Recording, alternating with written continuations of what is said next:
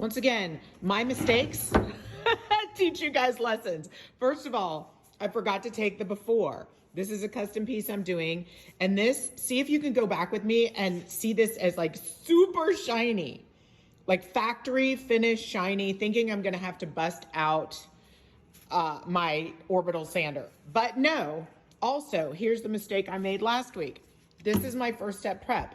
I spilled it all over my counter and used this to mop it up. And then I didn't want to waste it, so I put it in the Ziploc bag. This was a couple weeks ago, and now I went in and it's still all in there, and I did this whole piece. Okay, so watch.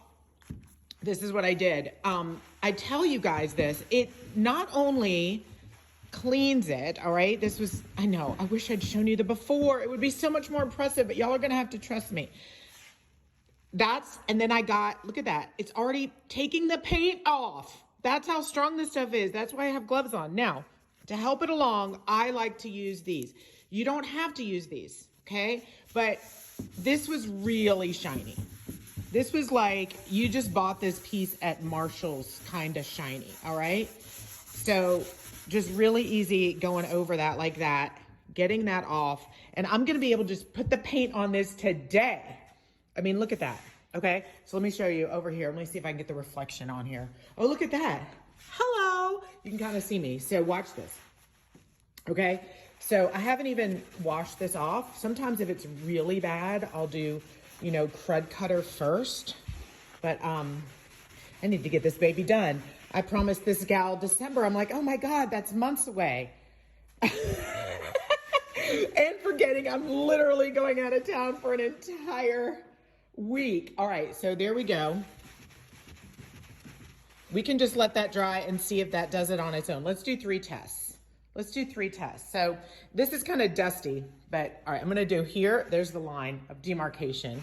And then I'm gonna go here, show you the difference when I use the scrubby. And I know some of you are like, well, she's using a scrubby. Not all of you, just some of you. You know who you are. Well, of course, if she's using a scrubby, yeah, I don't know about you, but scrubbies do not take off the finish in and of themselves, okay? And I'm not really even applying that much pressure. So you know what? You can fight me, you can argue with me, or you can just like go with it and trust me and save yourself some time. It's no skin off my back. Okay. Look at that. Ooh-wee. So with the scrubby and the sponge, look at that. I can now go right on there. I can just start painting. That is etched. All right, we'll let that dry. I'll come back and I'll show you that dry. See? Now you can barely see me. Now you can't see me at all. There I am. Here's the other reason this is awesome. Look at that. First of all, I haven't put any more on here than what I spilled, and this was a few weeks ago. So I've done 2 whole pieces, kiddos, with what was left in the sponge. So I highly recommend getting a natural sponge like this to use with your first step prep. And when you're done, just stick it in the baggie, man. This is awesome. So I'm just gonna kind of put this on here and let it sit. But I'm gonna get into all these little nooks and crannies. So this isn't my piece.